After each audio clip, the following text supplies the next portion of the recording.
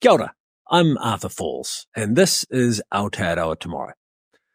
There is a $200 billion hole in this country's infrastructure. It covers road, rail, water, power, and the ferries, one of which rather humorously crashed due to steering failure a couple of weeks ago. Today's guest is a lobbyist representing the infrastructure industry. The current parties occupying the beehive are traditionally very pro-business, but obliterated infrastructure spending upon entering office.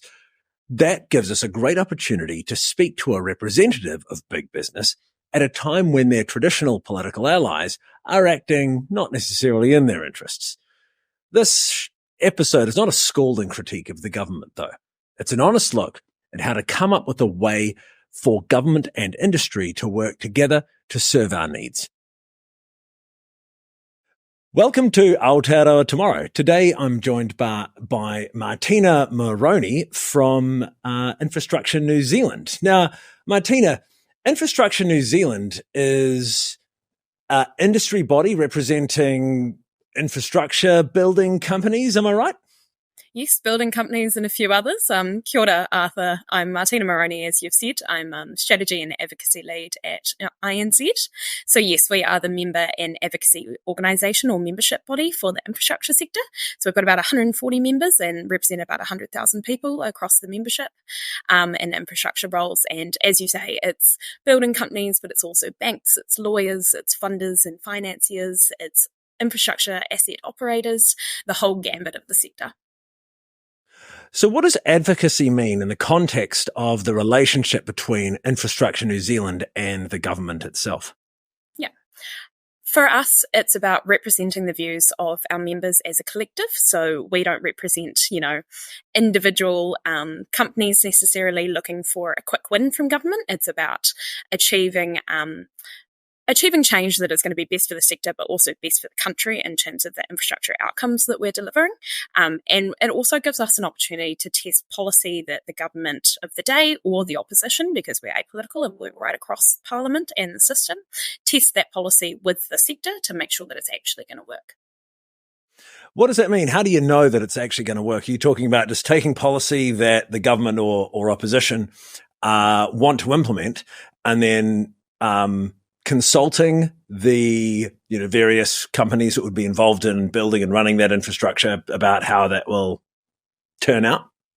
So in a formal sense, we submit to government on policies that they have underway that go to select committees, and we get input from right across the membership and our board into those submissions. In a more informal sense or a more ad hoc sense, I'll give you an example. We are looking at the moment with our funding and financing working group, which has brought together financiers and lawyers and deliverers and contractors from right across the sector to refine the public-private partnership model, which is basically a partnership model to deliver infrastructure with private capital involved or private money involved, and looking at how we can make improvements or refinements to that model. And that gives us an opportunity to have, a mature adult conversation across the sector about what is best for the sector, for the government, and what needs to change to make that work better than it has in the past.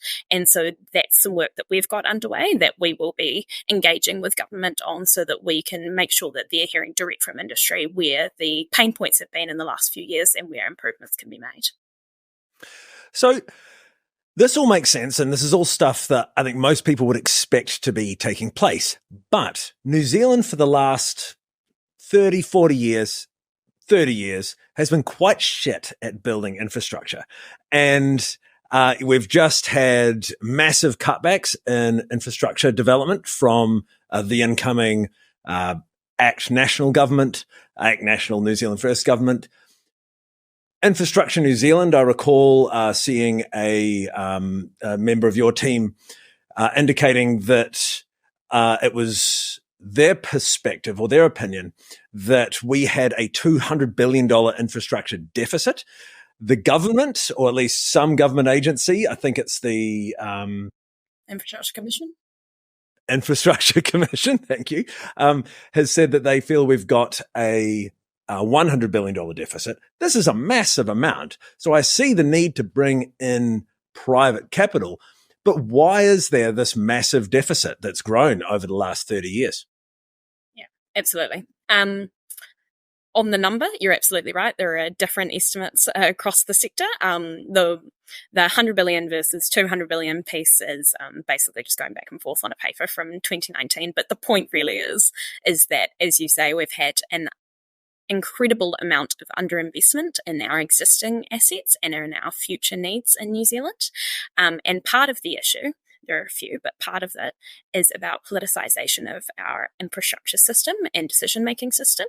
So in terms of the projects that you've mentioned, you've got Auckland Light Rail, you've got Let's Get Wellington Moving, you've had IREX, so the Inter-Islander Ferry Replacement Project, as well as Three Waters and a few others that have been rolled back with the new government that's come in. And look, they were elected on a mandate to do that, and that's absolutely fine that that's their opinion on the projects. But we want to get to a place where we have a menu of projects that have a large degree of political consensus from right across the House about what will be good for New Zealand, and we have, a good idea of the costs and benefits of those projects, and we are able to prioritise them with a relative amount of consensus.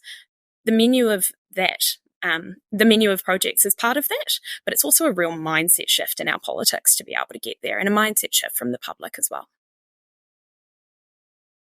You said there was a paper from 2019 that those two numbers came from. I know exactly how this goes. You get a paper and someone publishes some research and there's some ambiguity in the data. And to make up for that, they just say, oh, well, they cast the net wide to basically make their point in an unimpeachable way. $100 billion is massive. I mean, $200 billion is just a gazillion dollars, right? Yeah, and look, the number kind of isn't the point, right? It's the paper itself looked backwards and forwards, and I think it was about $104 billion backwards and $100 billion forward, and you can see how we ended up here, and it's not really almost the point. The point is that it's a huge amount of investment that needs to happen, and our investment is actually, on a per capita basis in infrastructure, relatively high in the OECD. The problem really is the efficiency of that investment and the quality of outcomes that we're delivering. And so it's about how we get the system settings right to make sure that the investment that we put in, ideally a mix of public and private capital, but the investment from wherever it comes that goes into infrastructure is delivering quality outcomes. Well, it's going to be incredibly inefficient to roll back a bunch of projects that are already underway, right? Yes, and we're seeing that at the moment. And we just did a survey with our membership, and 42% of the members told us that in the last 12 months they've had their people from their workforce, get on a plane and leave the country, and they're facing a high level of attrition in terms of the workforce. And that's really expensive for New Zealand because we don't have that pipeline of projects that the infrastructure sector can gear up to deliver. And we've found basically that there's an up to 13% uplift in investment that would be possible every year if we got less uncertainty in the system. So why is it being politicized in this way? So everyone can see this, right? Everyone can understand. It's very basic. If you're a client that keeps changing his mind and his or her mind and flip-flopping on these on projects, you're going to wind up paying a whole bunch more than if you just stuck to your guns and did something. And I feel like this has to be very simple for anyone to understand. Obviously, Infrastructure New Zealand is going to be advocating for exactly this kind of stability and deal flow for its members, because just because it costs more doesn't mean that people are happy. People would rather have companies would rather have a reliable, stable deal flow and that they can plan on, because it's a lot less uncertainty, stress on the organization, and it's just easier to do business in that environment, which, strikes me as quite strange that we've got this apparently pro-business government that's just come in, and it's immediately started slashing one of the largest, investment or business in one of the largest sectors that we have, where we have a need for more, for greater output, right, in infrastructure production. Yes, I agree. And what I'd also say is that the last government did that, and the last government before that did that as well. And so it's that system issue. Why it gets politicized is that, politicians are incentivized to want to announce projects and deliver those projects, and they campaign on that platform. And so if we go back to kind of how do you get the system settings right, it's a mixture of things, but it's partly, bit of a mindset shift, menu of projects, mindset shift in terms of the way that we do our politics. But it's also the funding arrangements more broadly. So you think about something like water. We know that the further networked infrastructure, water infrastructure being one of those, is from politicians, the better performance we get out of it. And so that's why things like water metering are good for the outcomes of those assets, because that gives a separate revenue stream that isn't dependent on the politics of the day in the same way or to the same degree. Okay, so the further something is, or at least the funding is from politics, the more reliable the outcome is what you're saying, and presumably the more efficient. When it's paired with regulation, yes. So, using the water example, that's why we have Taumata Arawai, which is the new water regulator. So ideally, if you put metering and regulation together, then you get a greater level of independence and investment. One thing that confuses me a bit about the way that National and Labour, ACT and the Greens deal with infrastructure, even though that everyone's incentivized for it to work well, is that there seems to be this ideological gap between having tons of infrastructure that everyone can use for free and having very little infrastructure that people have to pay for. And this gets turned into this is obviously where things get turned into a political debate. I just don't really understand it.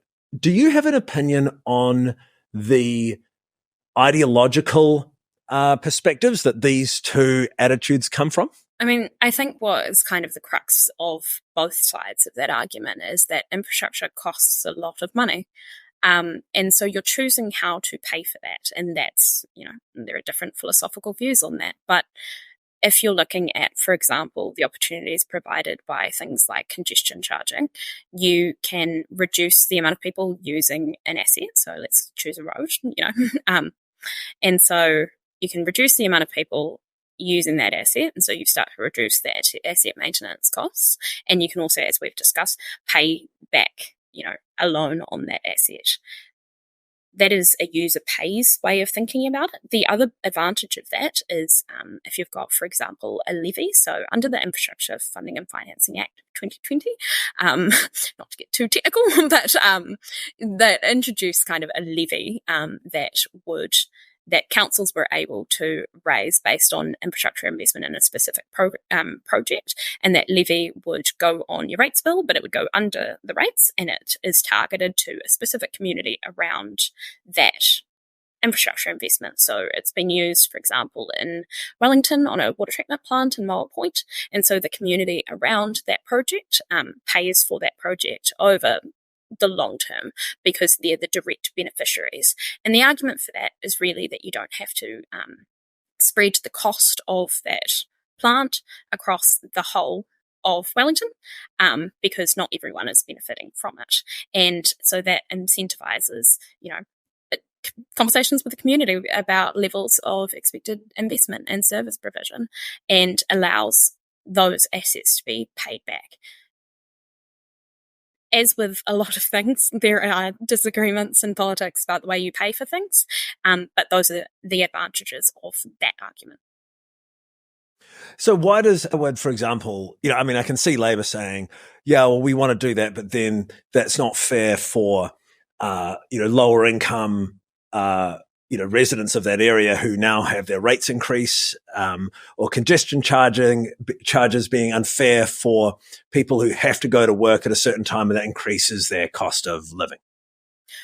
So I'll take congestion charging as the example. So what I would say is that you can address equity concerns of a policy in a different policy. So you can introduce congestion charging, and you can address equity considerations in a different policy lever on the social side of social policy.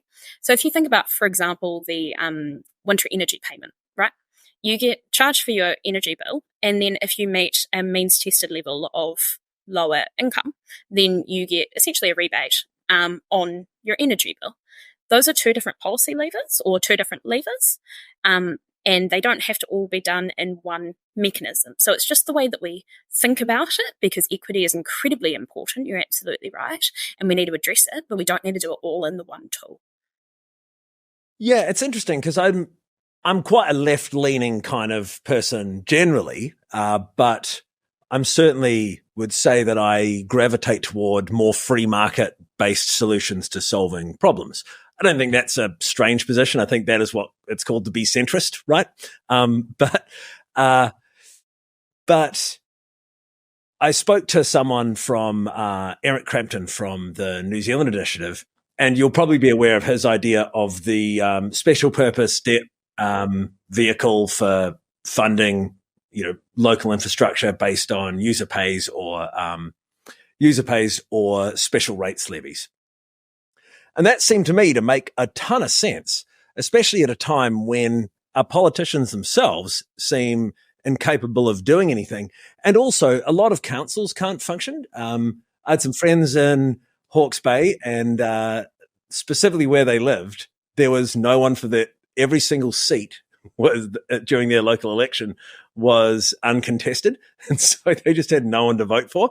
And Hawke's Bay has a really poorly performing council, certainly with regards to water and a whole bunch of other issues as well. But certainly with regards to water, they got sewage being pumped into the Tuhituk and people getting poisoned. And you think about where Three Waters, for example, in the last government started, and that was with the tragedy of the deaths that came out of the the quality of drinking water in the Hawke's Bay, right? And it was an incredibly tragic example of what can happen when infrastructure service provision goes wrong. To touch on your local government point, because you're absolutely right, and I've heard Eric say it many times, and I absolutely agree. Local government settings in New Zealand just fundamentally aren't working. Local governmental councils aren't incentivised to grow because they don't benefit from the growth that they create. You think about how you win votes at a council level, and investing in the pools or, the community facilities that you and I or our children or our communities might go and swim in and play in is a better bet than investing in the underground assets that aren't as top of mind for the ratepayers that are voting for them. And so to my mind, we need to look at the local government, central government relationship and invest in both the capability building at the local council level, but also the rationalisation of that system so that we, aren't looking at 67 dispersed councils. And that doesn't necessarily mean amalgamation. That could mean something like a shared services model, for example, which is where they share kind of backroom IT, for example, services between councils to achieve greater economies of scale and scope and things. But we need to have quite a mature adult conversation about what the local government, central government relationship looks like, and make sure that we're enabling local government to deliver infrastructure better. Yeah, well, everyone talks about kind of making cuts to local government, which seems a bit weird to me, given that back in the day, we had hundreds and hundreds of councils and hundreds of organizations, community organizations, operating underneath those councils with an informal relationship to them, advising them, community groups. And it seemed to work just fine. This is with hindsight and no understanding of the frustrations and bureaucratic nightmare that it must have been to have hundreds of councils. But it seems amalgamation seems like a process of disempowerment and centralization. And I understand that decentralization is not necessarily a good thing either. But when councillors get paid 40 grand, you can't expect them to do a good job because they've got to have their own job. So it can only be a hobby, and you're really either going to get people who are very passionate or bored busybodies who have a bunch of opinions, but there's no selection pressure for performance. This is the market-based thinking coming in. So, because these people to funding for local government, because I think that's where it starts. And you're absolutely right. When you're, not paying a full salary for someone to be able to do that job full time, or, not giving local councils the resources that they need in general to deliver what their communities expect, then of course it's a very circular argument that doesn't end up anywhere particularly good. But it's also about expanding the tools that local government have to raise revenue. And I mean, you talked about the SPV example that Eric mentioned, and you've also talked about, the history of local government in New Zealand. And I'll give you the example of the Auckland Harbour Bridge. I mean, that was set up. So the construction of the Auckland Harbour Bridge was used bonds and was set up on a separate Auckland Harbour Bridge board to develop it and use essentially private capital to help fund that. And then they set up tolls, and the tolls provided a revenue stream to pay back the loans or to return revenue onto the bonds. And that revenue stream was stopped after that loan was paid back. And the issue with that is that we weren't able to look forward and go, okay, so we're using tolls, and we can use that revenue to invest in the maintenance of the bridge. We can, add to the bridge as we need, as we've seen that we've needed to. And now we're talking about a second Waitemata harbour crossing. And what would it have looked like if we had the foresight to plan for that in terms of the revenue that we were gathering? There are other local government tools that we absolutely can look at. Land value capture might be one. Congestion charging is more of a demand management tool in terms of reducing the amount of people that are using their cars on a road or, taking another alternative route. But that is also a revenue tool to be able to return that on a private capital investment. But we need to expand the options or the options in the toolkit for local government so that we can make sure that they are well resourced and funded and have that mature conversation about what the whole system looks like together. So you've used the Auckland Harbour Bridge was the same example that Eric used, but you added to that the idea of continuing, to extract revenue from its usage so that can be spent on maintenance. Now, we know that our government, local or central, national, does not spend anything on maintenance of anything. They build these projects and let them decay. And so that makes a ton of sense. The fact that you're so, Eric was, very compelling. Obviously, Infrastructure New Zealand is, going to be on board with his more free market approach to getting stuff done. As you've indicated, the further you get away from government funding, the more efficient and reliable and high performant these projects become. It feels like there's a big push to change the way that we fund infrastructure and move it toward a more private end of the public-private partnership spectrum. Is this something that's going to happen? Is there in the background a big groundswell that's going to try to make this happen in the years, say, before 2030? So this government is quite keen on having private capital involved, particularly in its Roads of National Significance program. And they've signalled that in the government policy statement on land transport that their expectation is that Waka Kotahi, the New Zealand Transport Agency, consider alternative funding and financing arrangements than just government investment. So in terms of government capacity and interest, yes.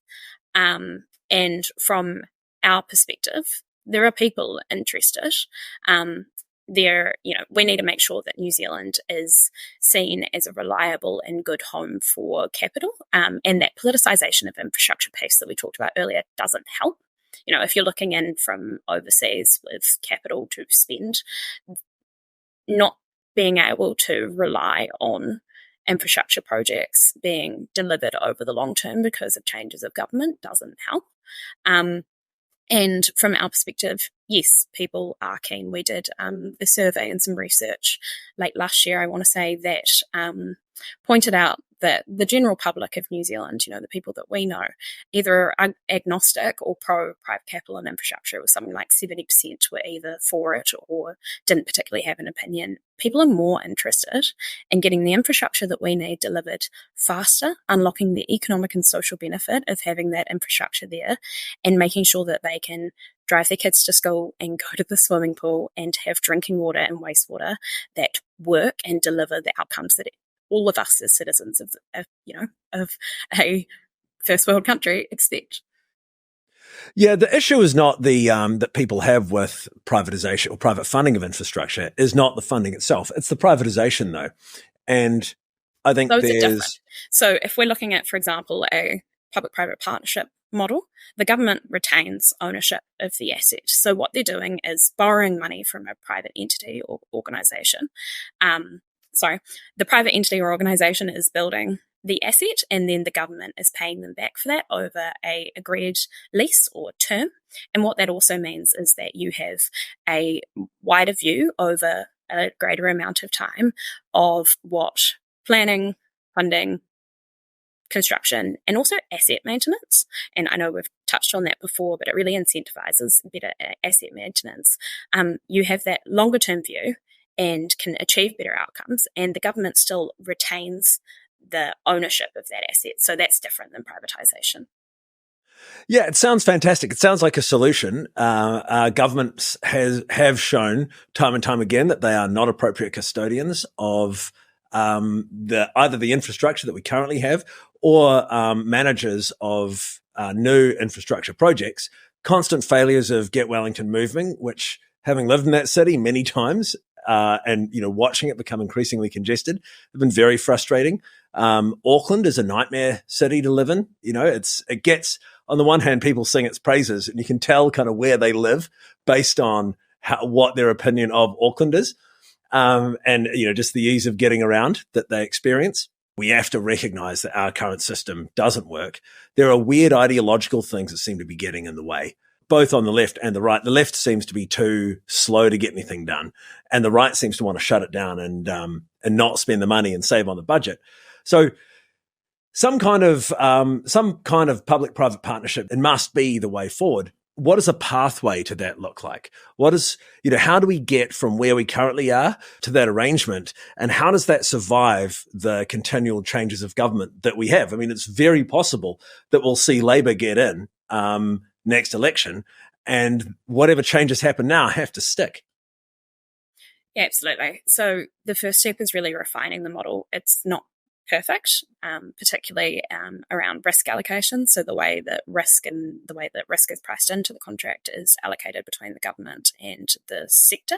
That isn't really working at the moment as well as it could be. And there are also issues around bidding and tendering, so how the contract is let out to the sector. That's part of the work that we have underway, but that's also part of the work that government departments have underway right across, transport, health, education, infrastructure as well. In terms of the how do we get everyone to a level of consensus of the model of funding and financing, that is part of the advocacy that we do. We are trying to get the opposition on board as well in terms of how we can make it work for everyone in a way that's going to create some certainty over the long term, so that the sector and overseas investors, including investors in New Zealand, obviously, have confidence to be able to invest, and the government trusts that they are going to be, that the sector will be effective partners for them as well. I mean, what we saw last time that we changed government from National to Labor was less keen because they had some projects that were PPPs not go as ideally as they had wanted.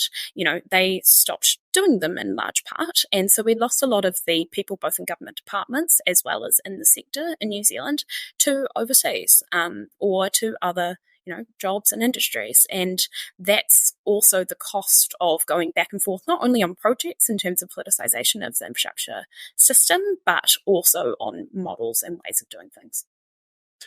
So what were those projects that didn't go well for Labor? What were those projects?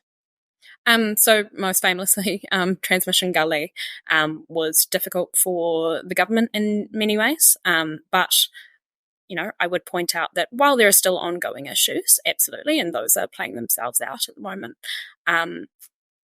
the actual asset in terms of the road is good and serves its community, and people drive down it every day, and the outcomes that it is delivering are positive for Wellington. What went wrong with it? It was largely around the way that the private sector, and terms of one developer, contractor in particular, interacted with the government, and they ended up having some issues. But that's why we're thinking about how we can refine the model. It gets very difficult.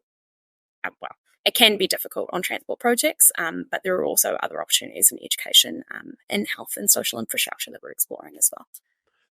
But it seems like, I suppose difficulties in transport projects. I'm trying to figure out. So Labor is sort of anti public-private partnerships.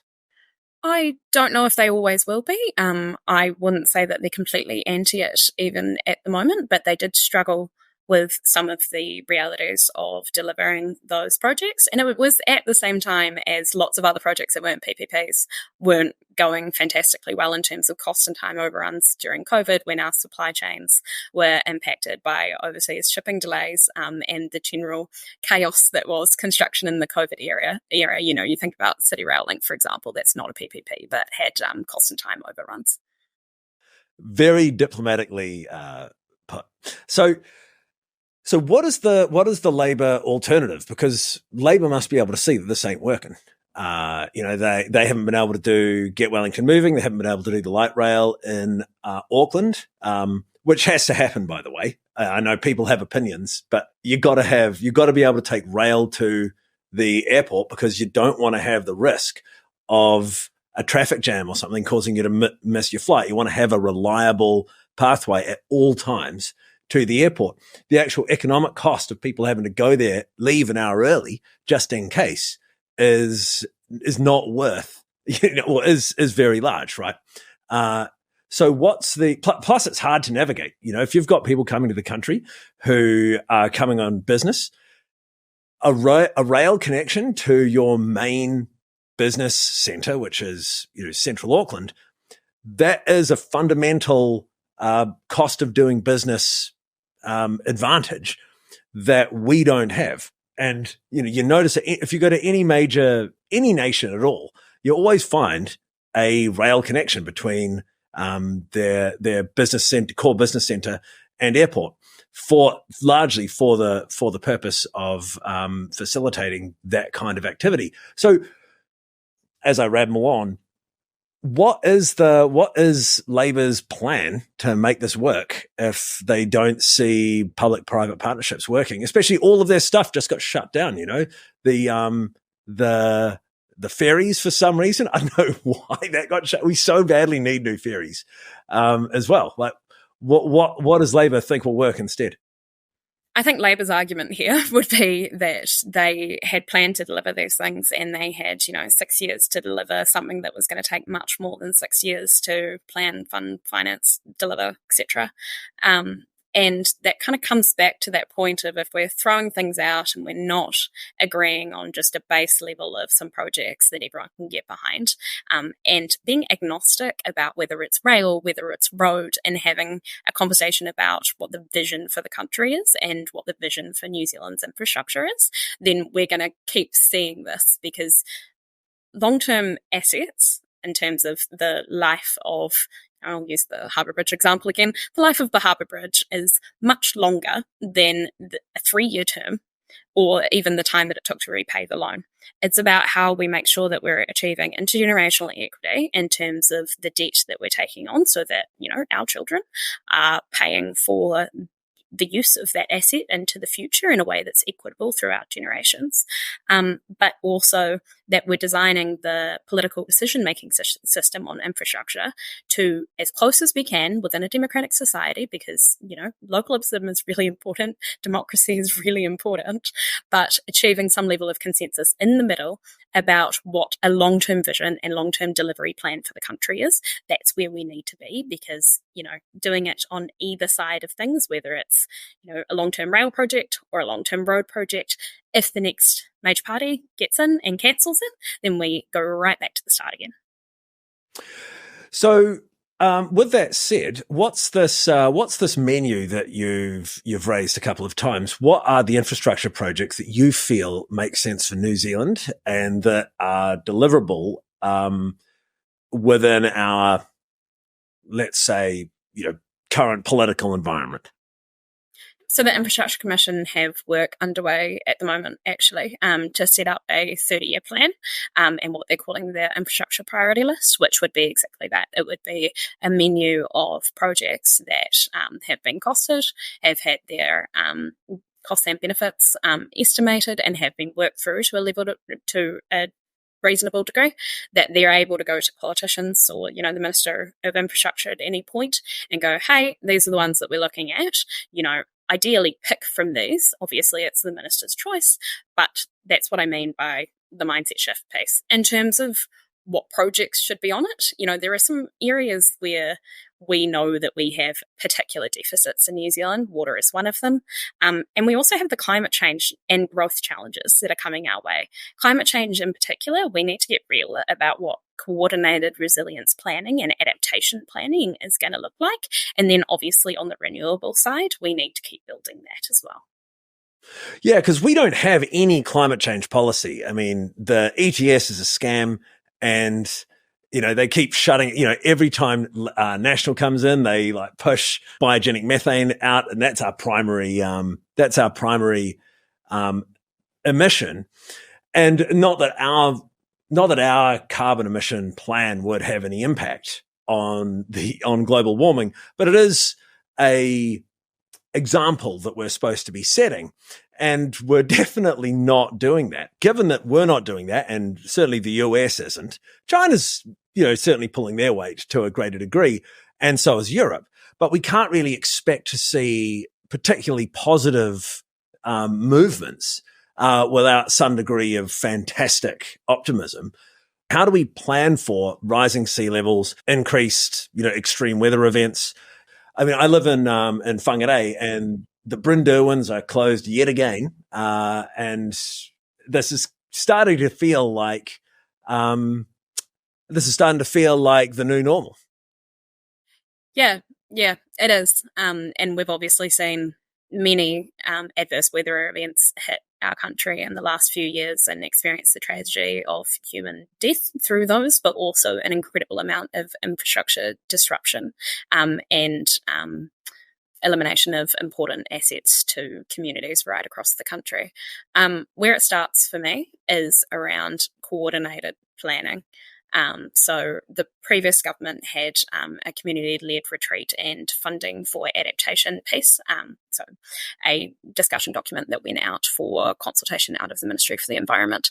And that was starting to think about how you could achieve regional level planning for, where retreat would need to happen and how you consult communities around that and make sure they're involved in leading that conversation, but also importantly around how you fund adaptation, both after disasters, so in the recovery period, in the rebuild period, and also pre-disaster in terms of where you move, what you reinforce, etc.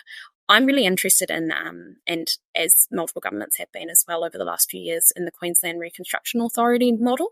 So essentially they've set up a separate body, so it's an independent statutory organisation, so an independent organisation that is government funded, state government funded in their context. And that brings together all of the lessons from resilience from across the state and makes sure that they're coordinating them in one place. And what that's also done is put in a framework for co-funding. So you think about, for example, after the Auckland anniversary floods, Mayor Brown had to go to government and negotiate how much central government was going to pay, how much local government was going to pay. And if we had a framework for making those decisions, then we would get to recovery a lot faster. Because they did nothing for Esk Valley, right? And Hawke's Bay was just totally destroyed. The cleanup was entirely done by the citizens of Hawke's Bay. There was no meaningful, that wasn't done by local government or central government. That was just people out there with tractors and diggers.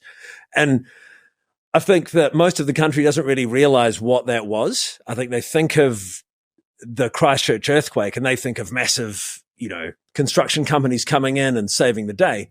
But that did not happen in Hawke's Bay, and it will not happen in future events.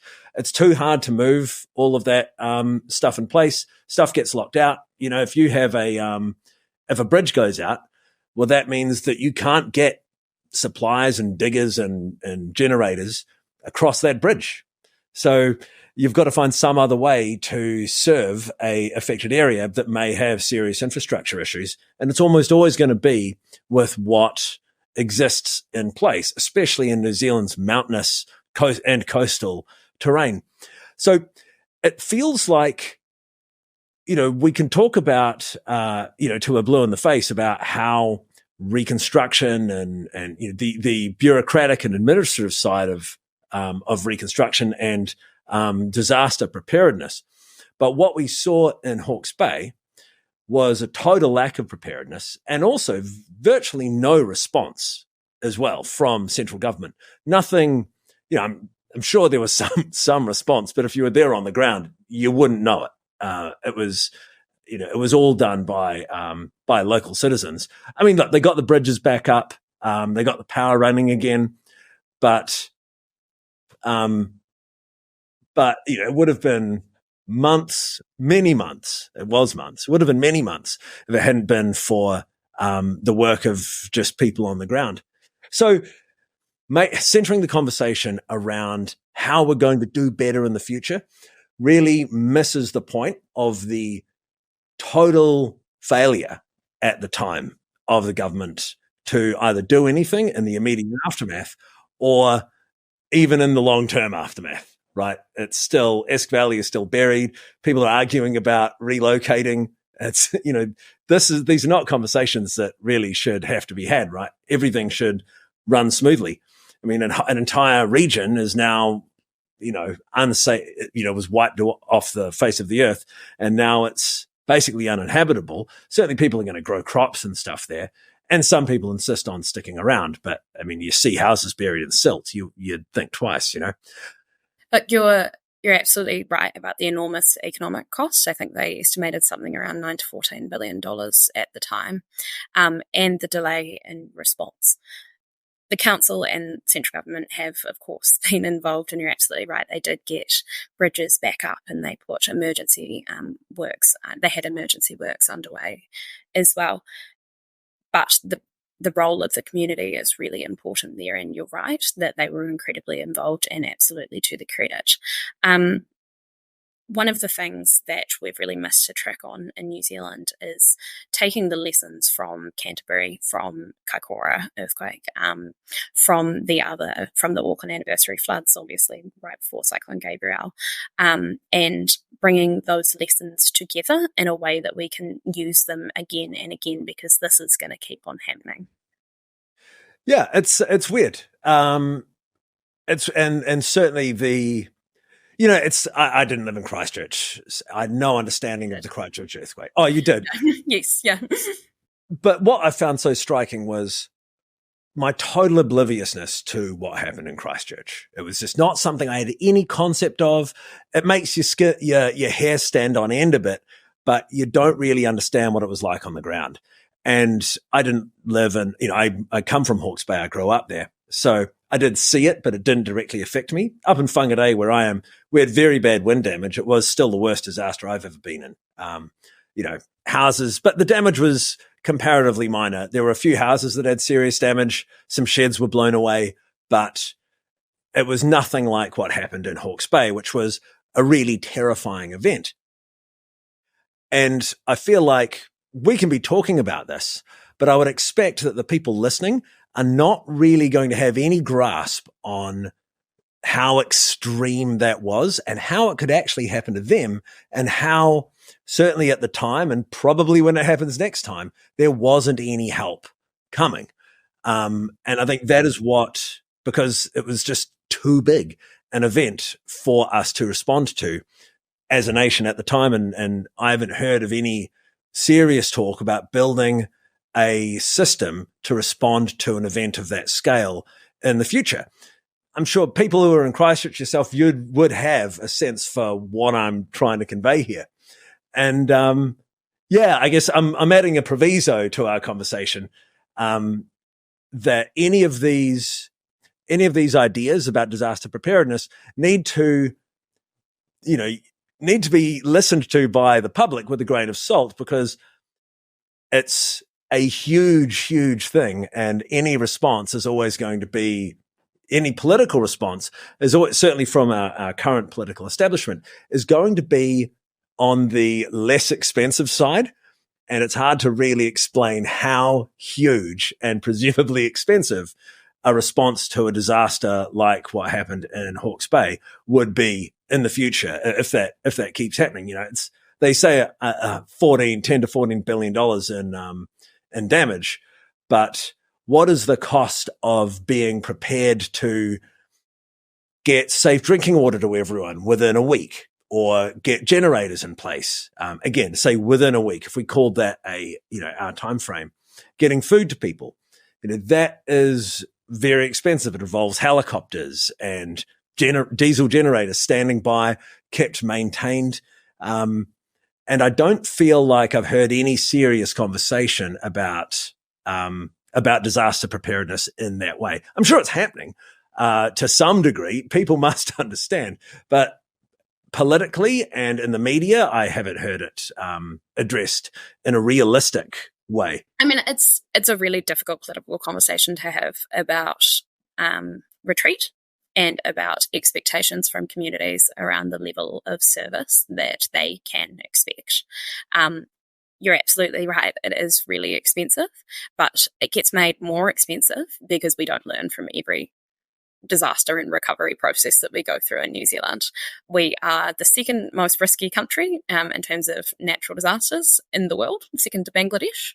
And that, you're right, is not front and centre in the way that we're having that conversation. And it needs to be, because the gravity of those events is huge, but it's a very difficult political conversation. But it's absolutely one that we need to have. So to wrap this up a bit, what would you like to see change in New Zealand personally? I mean, you've started work for Infrastructure New Zealand. Obviously, this is an area where you had some interest, and it seems like a really meaty, interesting job to have, advocating for infrastructure.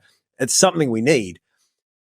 What do you feel is the most important thing? I mean, this is difficult because you're representing an organization, but what do you feel personally? What's the most interesting thing going on right now that you'd like to see change as far as infrastructure planning, production, specific projects, whatever? I'll give you three. Number one is make sure that we have our settings right politically, because this isn't working. It isn't delivering the infrastructure outcomes that New Zealanders need and deserve. And the back and forth is incredibly painful for industry, but it's incredibly painful for taxpayers, ratepayers, and citizens in this country. Two, we need to get our local government settings right. And maybe there's a lot of conversation at the moment around city and regional deals, which are a long-term partnership between central and local government. And my hope is that is a vehicle for having a conversation around the settings for local government and the relationship between central and local government, because that isn't working, and local government doesn't have enough funding to do the jobs that they've been elected to do, really. And they aren't incentivised to grow and deliver for communities, and that's really difficult.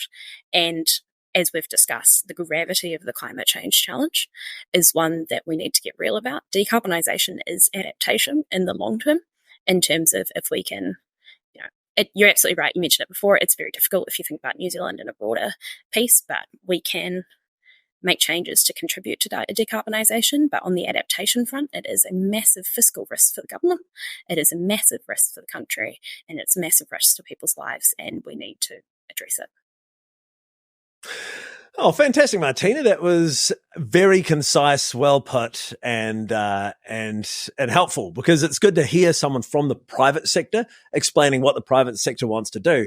And I'm surprised, if I'm honest, to hear that there is such a clear plan in place, and that the problem we have with infrastructure is so well understood.